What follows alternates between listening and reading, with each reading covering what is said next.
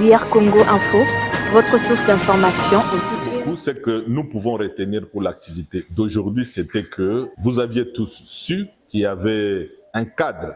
que les leaders des jeunes et les organisations des jeunes sont en train de mettre sur pied pour qu'enfin la jeunesse puisse commencer à parler d'une seule voix.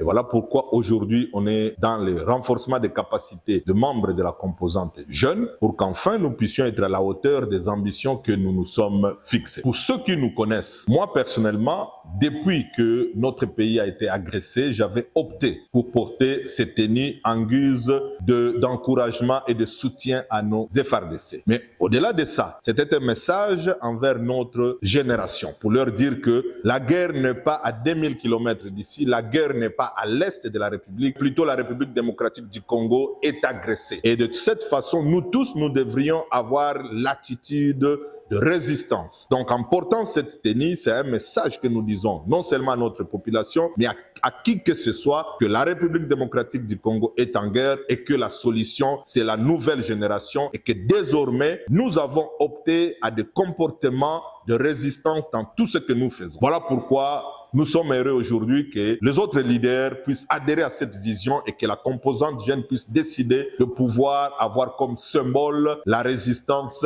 la tenue que nous portons pour appuyer l'armée, mais aussi pour appeler toute la nouvelle génération à s'engager dans cette guerre injuste qui nous est imposée et que chacun se donne les ressources et les moyens pour défendre la patrie.